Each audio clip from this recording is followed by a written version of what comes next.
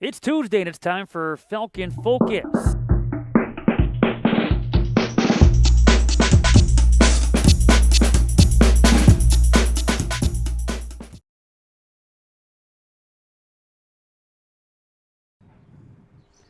Hello and welcome to Falcon Focus, episode number 20 here in season number 5, wrapping up the 2023-24 school year. Outside to wrap up our editions of Falcon Focus, we are presented by Orthopedic Hospital of Wisconsin. My name is Matt Menzel, and segment number 2, our focus, the wrap-up of the school year. We'll be joined by the Director of Athletics, Dr. Rob Barnhill. But up first, we focus on softball and being joined by a senior, second baseman, first baseman, Gabby Gaziano. Gabby, thanks for your time. And Of course. hard to believe the school year is wrapping up as we speak. And as we tape this, we don't know as we sit here. You may know as you watch this, but the Falcons are battling for a regular season NAC softball championship later on against Dominican. But Saturday was senior day against Lakeland. It was. Your senior day, how special was that post-game ceremony? It was great. It was my teammates did such a great job, and my coach of just honoring us and giving us that time, even though the emotions were high. But like we know it wasn't our last home game, and we know we're not done. So it was great, though. Yeah, big week ahead. And as we tape this, you've played in 155 career games. And I'm sure this might be a loaded question, but what memories stand out in your time as a Falcon? Oh gosh, I feel like just all of our trips that we've had, if that's postseason or our spring trips. Like I think just any time together, the bus rides, anytime with my teammates is really just. We always are making memories. I mean, we're a hoot and a half. So. I was going to say, when you look at this roster, it really is an experienced bunch. You guys have been together for a number of years, Oh, so I yeah. got to believe you guys are very close. The chemistry is there. Oh yeah, for sure. We're crazy. I mean, when we're together, there's always something happening that you're like, oh gosh, what are we doing? But it's so much fun. They're so great. I was going to say, I almost half expect to see a bunch of players start walking by Yeah. during this interview, as they do during some of their post-game interviews. But when you look at your time as a Falcon, how do you feel like you've improved as a player? How have you grown as a person with this program?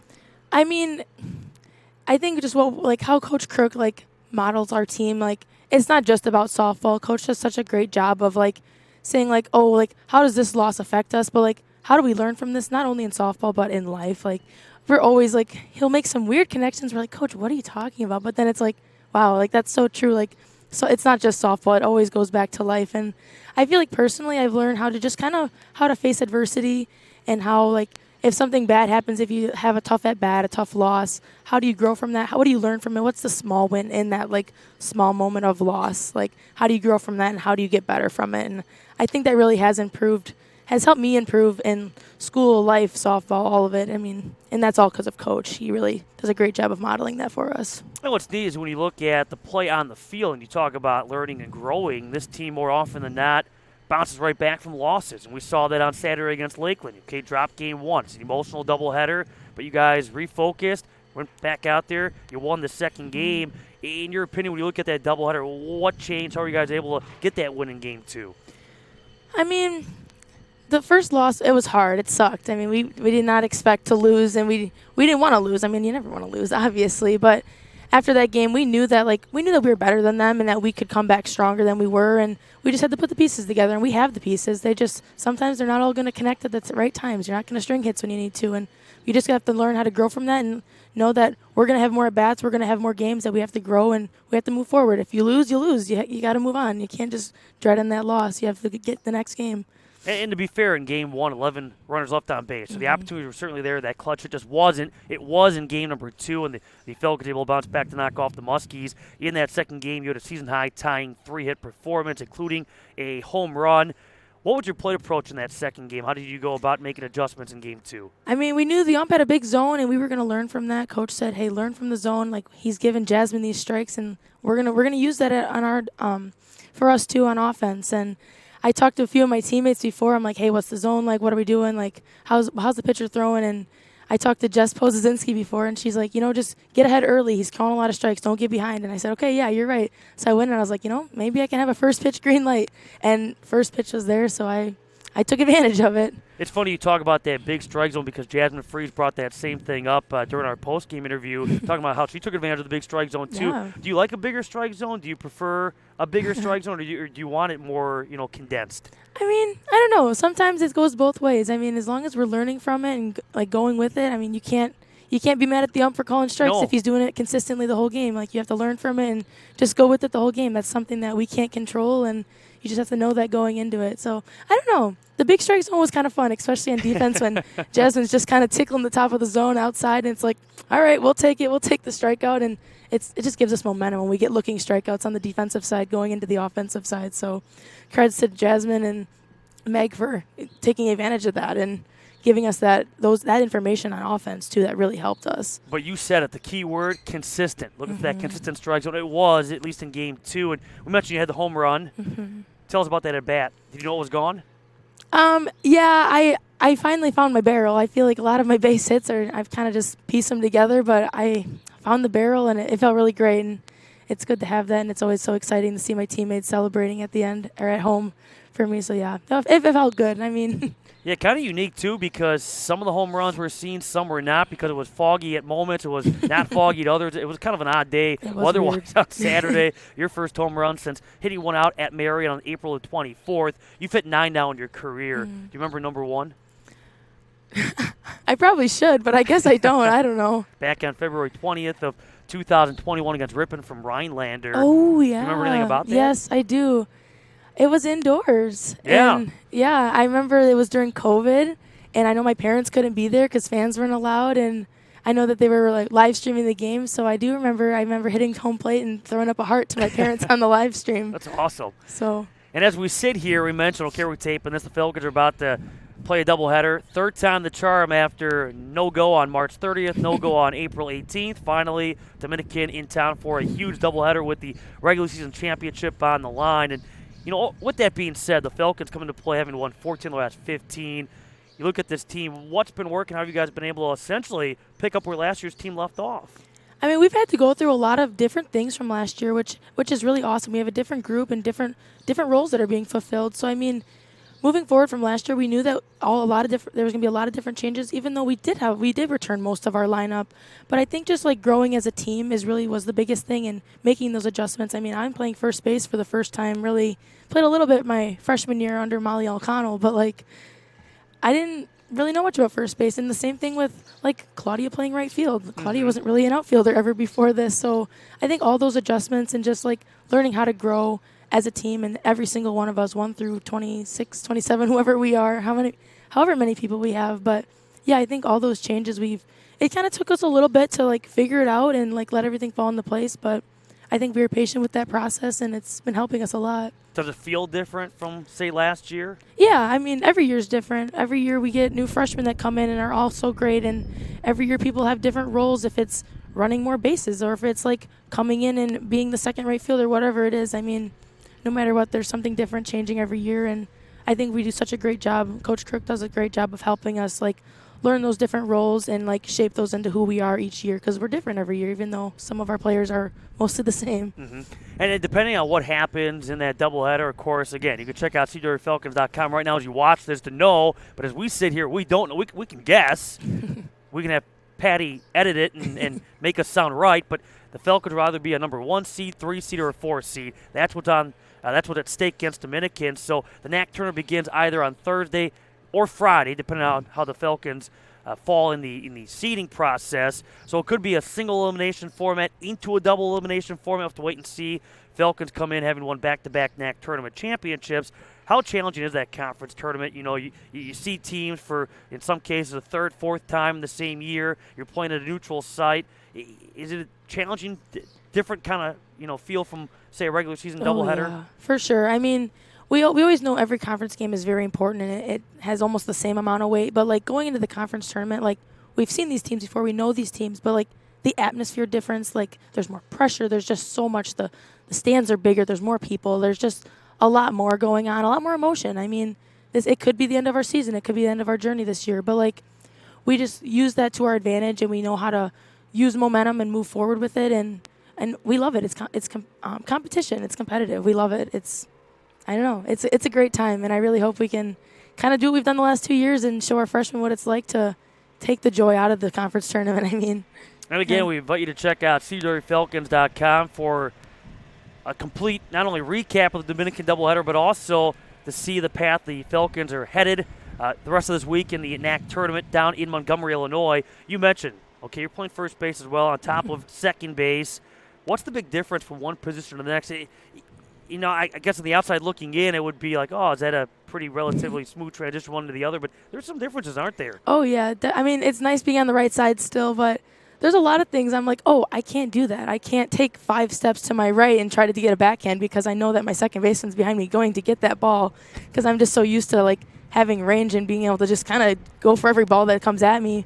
And there's a lot of other different, like, mental changes, too. I mean, I'm not running out to the outfield every single time for cutoffs, and I'm not talking to my shortstop as much and communicating that way. So a lot of the mental changes I think that I've had to really adapt to, but I still enjoy it. I'm still on the field, and it's great. It's kind of cool to be able to, in my last year of playing, like, be able to adapt and learn a new position. Oh, absolutely. I mean, I haven't consistently played first base since probably rec ball. Like, it's crazy. And you mentioned Claudia Utz playing right field, and she's made some great catches out there in the outfield. We saw a diving catch on Saturday. You have Megan Bloyer, who's sometimes playing first base, sometimes behind the dish now. So versatility, utility. Awesome. I mean, it's across the board, up and down the depth of this Falcon softball team. Entering the week, you have a batting average of .323, a couple of home runs, 19 runs batted in. Do you like, at least when you look at some of your numbers, you look at your play, do you like the way your senior season's gone? I mean, I'm just having fun. I mean, I'm not one that ever looks at stats for the most part, but as long as I'm with my teammates and I'm having fun and playing the game I love, that's really all that matters to me. And hopefully more highlights to be made here this week, but is there something that stands out from this year? Is there a top moment so far, highlight from this season?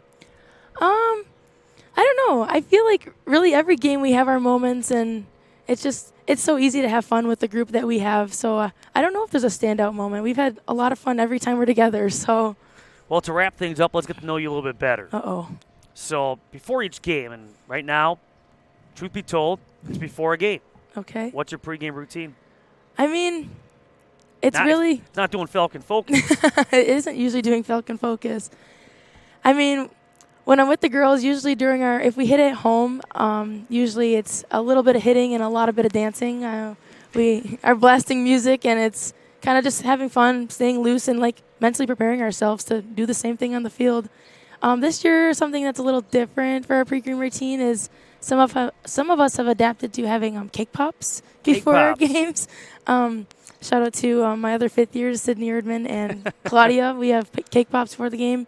And typically the cake pops are provided from my little buddy, Leah. So thank you, Leah, for the cake pops. Is there a go-to flavor? I mean, I don't know if it's like a vanilla cake pop. It's got pink frosting. It's the Starbucks one. So yep. our tab is kind of expensive, but sponsored by Leah. So favorite food?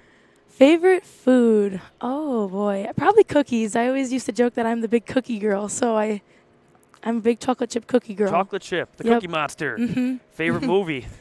I'm a big Star Wars fanatic, so any of the Star Wars movies. Can you sit and watch those in order? I mean, my attention span is very small, but like maybe I could probably do 2 in a row. 2 in a row, maybe, if I have snacks. Those are some long movies. Yeah, they're fun though. They're good. Best book you've ever read? Best book I've ever read? Oh boy. Have you read a book recently? I mean, textbooks. that counts. Honestly, I don't know. I started reading one this summer, or not this summer. It was this winter, but I didn't finish it because I had to start hitting the textbook. So I guess you got me on that one. Best advice you've ever received? Oh. I mean, I feel like it's just kind of to be true to yourself and live in the moments and enjoy the small things in life and don't let the bad things really eat you up, I guess. To piggyback off that, what advice do you have for future Falcon softball players? Oh, gosh. I think it's kind of similar. I mean, it's just all about moving forward and not living in those bad moments. It's living in those good moments, enjoying all the small things, the bus rides, the time in the Catalyst with the team. It's just really like knowing your role and fulfilling that and just having fun. We're playing softball. That's why we all come here. That's what it's about. So it's just about having fun and enjoying the small things, I guess. Who's the goofiest player on the team? Goofiest player on the team? I think every single one of us are goofy, but I guess I have to give it to Adriana. She calls me Goob, so I guess that's pretty goofy. She's a goober, so. What is Coach Crook really like behind the scenes? Obviously, we see Coach Crook as Coach Crook. I can't get in trouble. Like behind the scenes? I can't. No, he's not watching. I can't give away his secrets. Yeah, Coach is awesome. I mean, he's a really serious guy, but like once you get to know him and you kind of poke at him, like he's fun. He's so much fun. But I guess I have to leave it up to the future Falcons to see the true goofiness in him. I mean, The final question, more serious now, as a senior, what's next for you? What's your major? What do you hope to do with it one day? yeah. Right now I'm in grad school for speech language pathology, and I will be graduating next spring with my master's in that. And I'm kind of undecided where I want to take it, but I really love the profession is really big and the scope of practice is big, and I really love all of it. So I think no matter where I land, I'll have fun and I'll be enjoying what I'm doing. I do like kids, so I'm hoping I kind of land somewhere with kids and helping them out. But I love it all, and yeah. But you're done for softball. This is it? Yeah, Whenever this is okay. it for softball. I mean, I might be around next year, so we'll see what that brings and if that kind of gets me back on the sidelines a little bit. But that's all undetermined, and see what happens, I guess. Well, I guess the best part, too, is it could be a very exciting next couple of weeks for the softball team. Gabby, all the best to you and your teammates. Thanks for coming on. Thanks for having me. I mean, I appreciate all you guys. You guys are awesome. Athletic Communications do a lot for our program, and can't thank you guys enough, so thank you. That's Gabby Gaziano. Again, kind of to join us as the softball team gets ready now for the NAC tournament. When we come back, our focus, we wrap up the 2023-24 school year with the Director of Athletics, Dr. Rob Barnhill. I can't imagine being any other profession than an orthopedic surgeon. We have the privilege and we have the responsibility to make people better. We've been fortunate enough to take care of professional athletes. We've also been fortunate enough to take care of our neighbors and friends who trust us to give them back their life. One of the main reasons I came here was because this is the way healthcare is meant to be delivered. Being devoted exclusively to orthopedic care means that we can focus on delivering specialized care for every patient.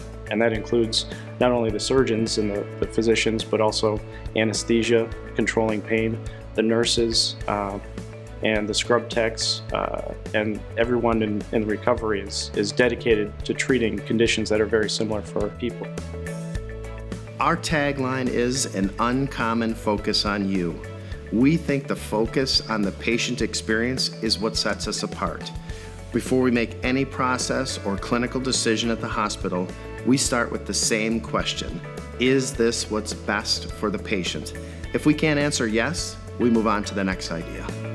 Our nurses provide care for no more than 3 patients per shift, whereas other facilities, they might provide care for 7 or even 8 patients per shift. We think this personalized care is what sets us apart from others. I think that dedication to our patients is our number one focus. And you can technically do a good operation, but if you're not centered on the patient, they're not necessarily going to have a great outcome. The Orthopedic Hospital of Wisconsin is physician-owned. It's physician-led. We have the responsibility to make the right decision for every patient. We also have the freedom to make the right decision for every patient. The physicians and staff collaborate through regular meetings, weekly and monthly, and with a relatively small team, we're able to change the way we do things if we need to tweak something to make it perfect. The facility specifically was designed so that quality could be measured and maintained and sustained. When you have 7,000 patients a year receive their surgery here, it's important that patient number 1 and patient number 7,000 receive the same care. We place an extremely high priority on the patient experience here. We send surveys to each and every person that receives care at our hospital. Those survey results come back directly to me. I review them and share them with our senior leadership, as well as the staff and the physicians that provide the care to those patients. There's almost 5,000 hospitals in the country that are measured. The Orthopedic Hospital of Wisconsin measures number 1, not number 2, not number 3, not runner-up, number 1 in patient satisfaction in the state of Wisconsin for the last 10 years running.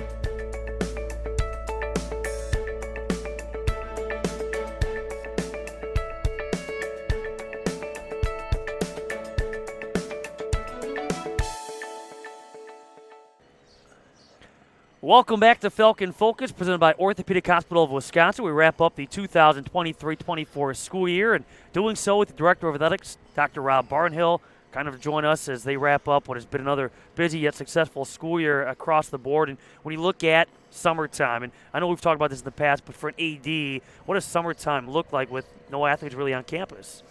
Well, you take the first part of it and kind of wind down, put everything to bed from the fall, the winter, and the spring.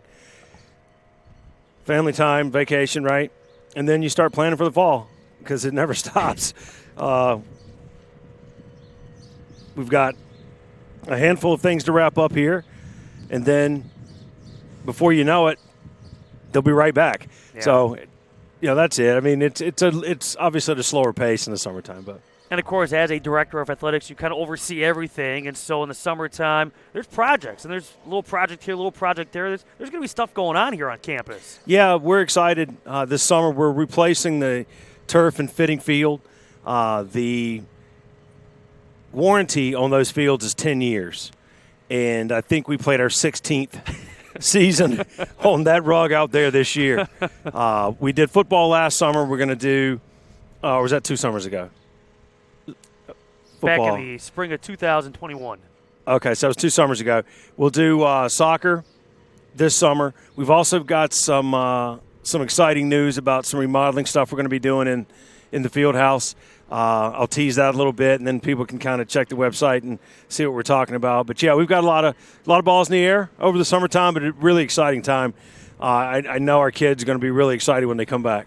Have you ever thought about a different color to the turf? I know it's been talked about, rumored in football at one point. Maybe there was talk about a blue turf field. That obviously didn't happen, but it's great design nonetheless. Well, okay, so my turf guy told me once that if you were going to have blue turf, you had to, in essence, get Boise State's permission Is that right? to have it. I don't know if that's real, but that's what he told me. But the biggest issue for us is the water.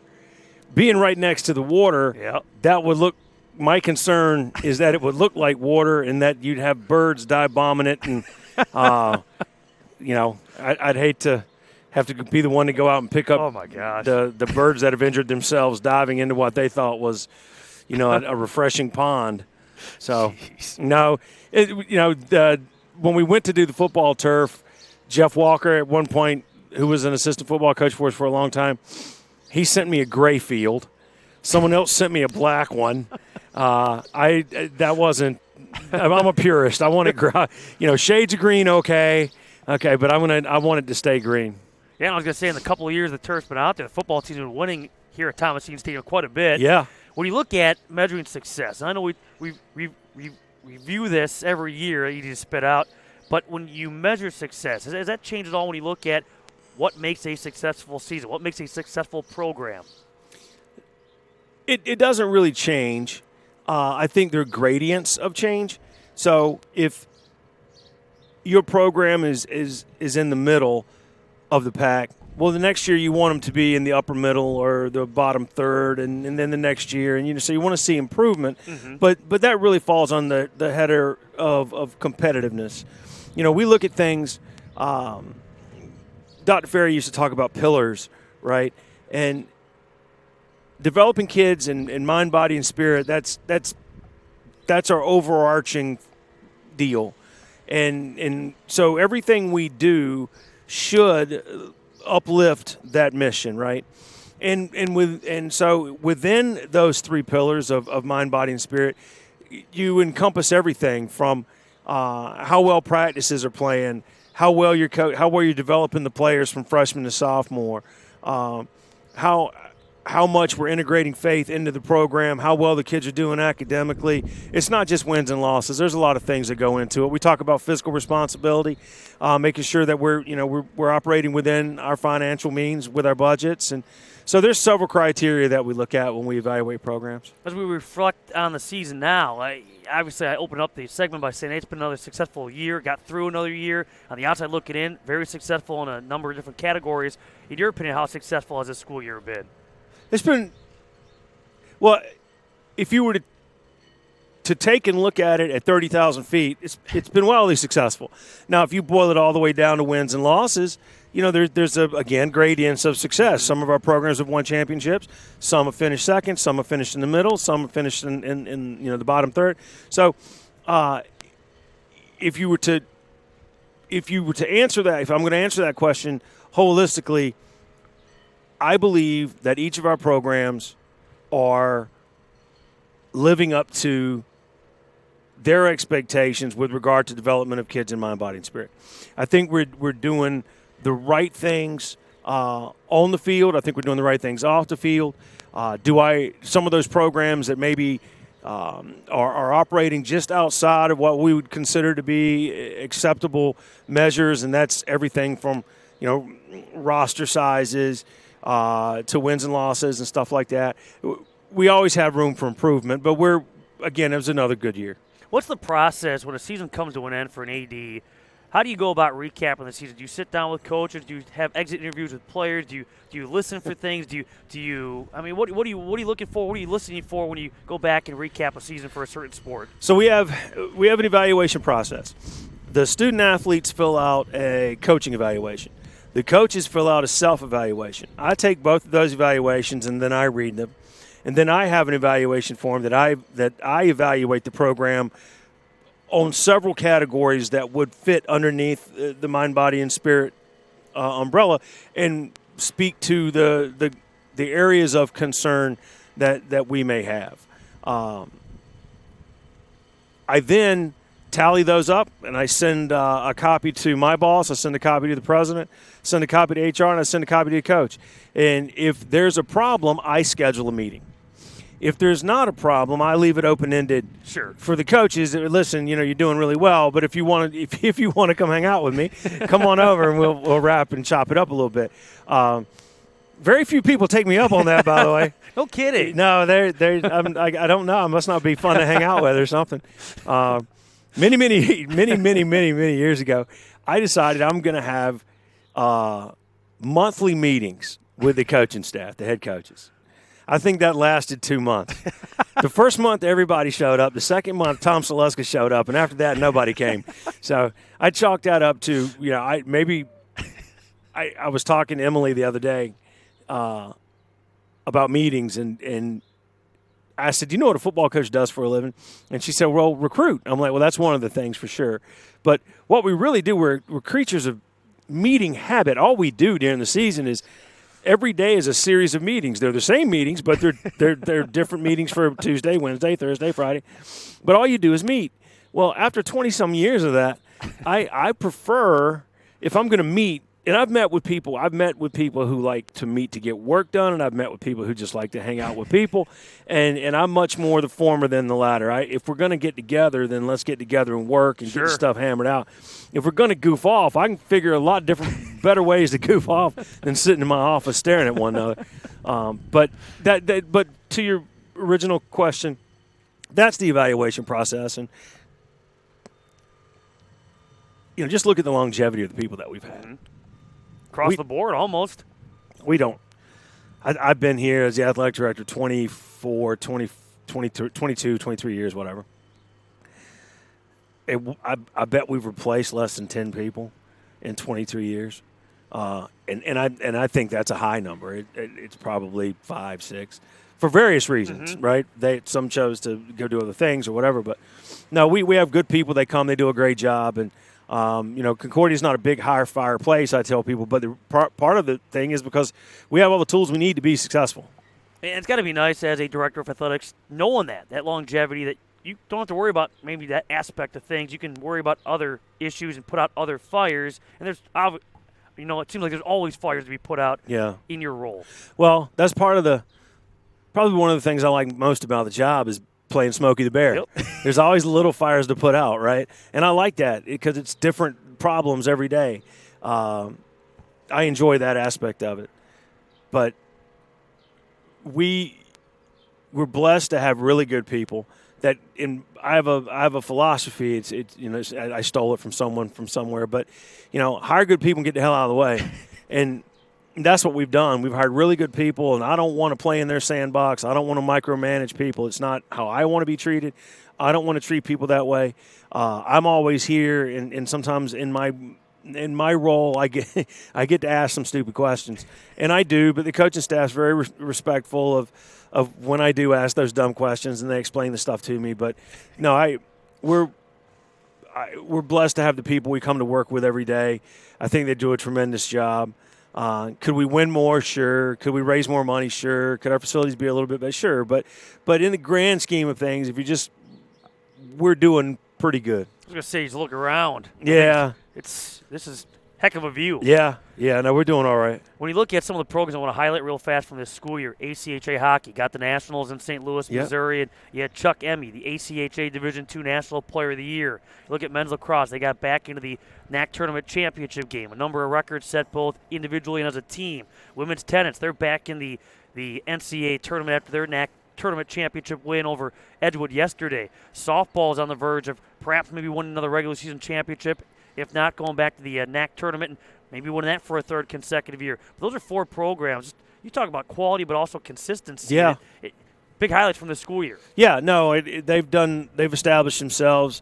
Someone was asking me the other day, and I don't remember who it was, but they were like, "What is Concordia known for? What sports are you known for?" And I'm like, "Well, it depends on when you're talking about it.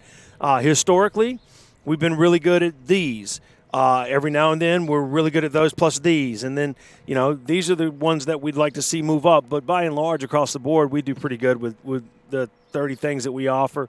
We feel really good about it. And the nice thing is we look at every sport within 5 years or so, everyone's had their moment. So it's not as though you look at one program, man, they've been struggling forever. No, everybody's had their moments in the last 5+ years or so. No, it's good. And our people are very supportive of one another. So it's fun to see them get excited for the other teams, for the other student athletes, for the members of the other staffs, to share in the good fortune, and we all pass that around, so it's a lot of fun. When it comes to hosting events, a couple of big events that were here on campus this school year. You had the 71st Concordia Invitational Tournament back in January, but then on top of that, you had the NCATA Acrobatics and Tumbling Division III Tournament here in April.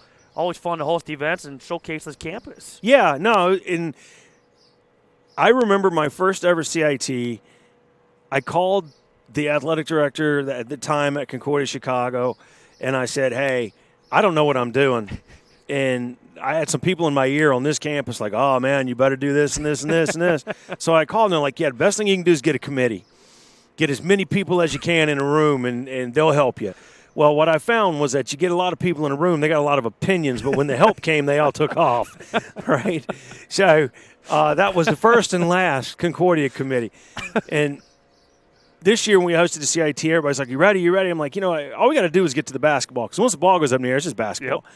And same thing with the acrobatics and tumbling. We'd never done that. I mean, we'd hosted meets before, but we'd never hosted that D3 meet before. And one of the things that I tell people all the time is we're blessed to have really, really quality people, between our professional staff stepping up to be games management, our sports communication people who do a tremendous job in covering everything 365.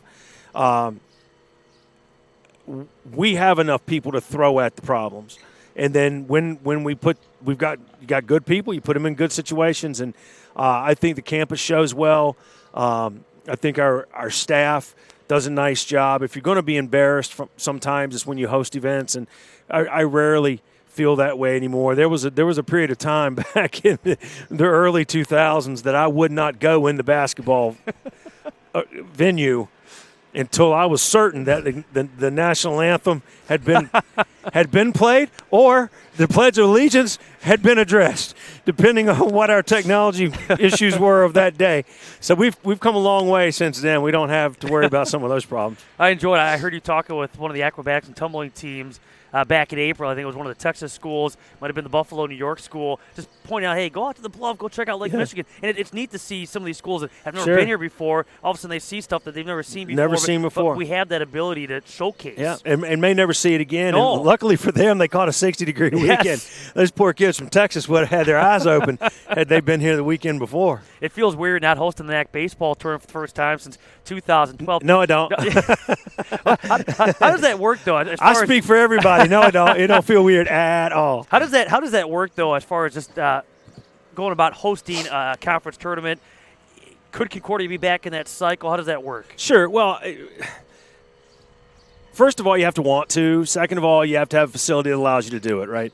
And when we built Catalyst, we wanted to showcase the thing because it was brand new at the time, brand new technology. We were the only facility in the conference that had a turf baseball field at the time, and it was a no-brainer. Especially you've done enough NAC tournaments to know it's going to rain. Oh, yes, it's just a matter of how much. And the turf field allowed you to get all the games in, right? Well, we didn't know that we were embarking in a decade-long deal or more, however long we've been doing it. But over time, what happened was, over time, everyone enjoyed it, and then they kept enjoying it right up until they didn't. And then the Chicago teams were like, it's kind of unfair that we always have to go up there. And we're like, yeah, that's true, but do you want to play? You want to move water around? You want to pump water, or do you want to play baseball? Well, Benedictine redid their field. Aurora's done some stuff with their softball stuff. So right now, those tournaments are down south. Will it find its way back up here? Sure, eventually. But we did our tour for a long time. So you're not jumping at the opportunity. If it happens, it happens. No, I am not going to stress a little bit about not having it. And it gives – it's great for our kids to play at home. It's great for our fans to come here and watch games. And I do believe that at the end of the day, as long as the surface is a turf surface, you can play it wherever. But prior to having another turf alternative, this was the best thing going. So, but it is a lot of work for our people. And I know, I was joking, but I'm not. I'm speaking of everybody when I say we're not disappointed that we don't have it right now. I was going to say it'd be coming up this week, but Yep. You look, and obviously COVID slowed this process down a little bit, and we've had this conversation every time you've come on. What's the future look like as far as adding programs? Is there anything in the works? Is obviously women's wrestling at one point was on the table. COVID slowed that process down. I know there's been talk, maybe ACHA women's hockey. Mm-hmm. Is there anything in the works, anything that's even close? Well, short answer, no. Long answer, yes. I have begun to allow myself to consider the what-if question. What if we did this? What if we did this? What if we did this? So, that stack of folders that's on my desk, there's 2 or 3 new program ideas in that stack right now, which hasn't been the case in the last couple of years. But I don't want to mention anything with any specificity. Sure. But, yes, there are things that we are considering. We talk about COVID and every school, dealing with the impact in some way now here after with, whether it be enrollment, financially. Concordia, obviously no exception. How has athletics maybe been affected these last couple of years? Has the goal changed as far as how do you go about getting students? Maybe the health of athletics in a good spot? Prior to COVID, or maybe right around when COVID was starting to happen, Tammy Ferry and I were sitting in the field house watching a basketball game, and we were having a conversation about online and distance education, and what brick and mortar education might look like 20 years from now. And I said, well, I don't know what the delivery system will be like. I mean, I don't know if we're going to do face to face or virtual or whatever, but I will tell you, I don't ever anticipate a day that collegiate athletics won't exist. Sure. There's too many kids that want to play, that love to play, that want to extend the time they can play post-high school. So, although not necessarily impactful at our level, the NIL thing and the transfer portal, those are Division I issues that create Division I, II, and III maybe problems. But even with some of the concerns, the NIL, the transfer portal, maybe some of the negative light that may find its way at Division I, I'm telling you, from Division I to Division III, intercollegiate athletics is healthy. Mm-hmm. Kids are still happy. They're still playing. They want to play. I mean, just go to your local park on the weekend. The numbers of kids playing hasn't gone down. The parks aren't empty. They're still full. And that's your next generation's college kids, right? So, no, I think we're in a really good place. Do you have any concerns with the current state of college sports? I have my opinion of what, Rob on a bar stool, right? This is what I think is going to happen. I think the Power 5 people are going to get together, and the reality is going to set in. Wait a minute. There's a lot of money, and we make all of it. So what we're going to do is take our basketball and our football, and we're going to go over here and take all the money with us. And all of you mid-major Division I, Division II, Division III, you can stay with the NCAA, and good luck. But we're going to take all this other money. We're going to take the CBS basketball money. We're going to take the Power 5 Bowl championship money, and we're going to do our own thing with the Wild West rules and do whatever we want to do. The rest of you guys are going to continue to survive, but it'll look different. So that's what I think will happen. Now, maybe I'm wrong, but that's what I think will happen. The money's too big. The NIL, the transfer thing is it's not the Wild West, but daggone, man, Yeah, it's a different animal. What it's done to the recruiting, just the process and the opportunity for young people. And we don't have to deal with it, like I said. We just touch the ripple down stuff, or trickle down ripple effect stuff. But I think, let's put it this way: there's not anything else I'd rather be doing. I enjoy doing what I do, and I love the idea that we get to come to work and compete every day, and I love to be around people who are passionate about what they're doing. From the coaches to the support staff to the student athletes themselves. I still sincerely believe in college athletics. I'm going to graduation this weekend for my son, and he just finished up, and I sent his coach an email this week, and just to tell him thank you, and all the things that he has done for our son, and through our son, by extension, us. And that relationship, although rocky at times, will be forever impactful in his life and his time there. So, and I get to do this every day. I get to see people do it every day. But yeah, so I'm really listen. We're okay. It's like anything else. You buy a brand new car, eventually it's going to get scratched. Yep. It's still a good car. It's just got a scratch on it, and we got some things we can work on. So Can we bring up your son for a second, Sure, too, about his sure. hockey career and how it's continuing to blossom? yeah, well, yeah, blossom. He's done. It was fun. Really? Yeah, he signed that contract in the Federal League, and he got to see what minor professional hockey looks like, and he can say he did it. But Absolutely. But and I'm not laughing because of the level of hockey. When Sure. he called me after the first practice, and I said, "Well, what was that like?" He's like, "It's the hardest thing that I've ever consistently had to do." And I'm like, "What do you mean?" He's like, "Every one of these cats can shoot. Every single one of them. Now, it may not go in the net every time, but they all got hard shots." And as he went through it, it got slower, and he was, he felt more comfortable. But the reality for him was, people want to compare this to something. They want to look down their nose at this. Mm-hmm. I challenge any of them to come in here and try to. These cats can play. Yeah. So he said, for me to do what I have to do to be able to compete even at this level would require so much commitment that I'm just not really willing to do anymore. But it's after. I mean, it's been great. His choice of school, their program, his individual success, the team success. It's been awesome. That was Indiana Tech? Yep. Yeah. Great stuff, though. Yeah. To wrap things up, anything else you want to bring up? Anything else you want to share as we wrap up the 2023-24 school year? No, I just want to thank you all for everything that you guys do. In a lot of ways, athletics is the front porch of the institution. But you guys are on the front lines of manning the front door, right? You're the Walmart greeters of intercollegiate athletics, and I mean that in a very positive way. You guys, a lot of the exposure and experience people get with this institution, the first time they ever have an experience is through your lens.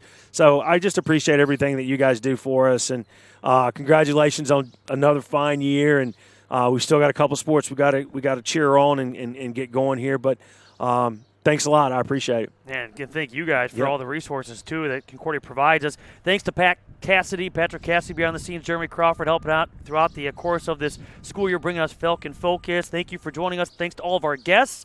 Have a great summer, and thanks for joining us all school year long for Falcon Focus, presented by Orthopedic Hospital of Wisconsin.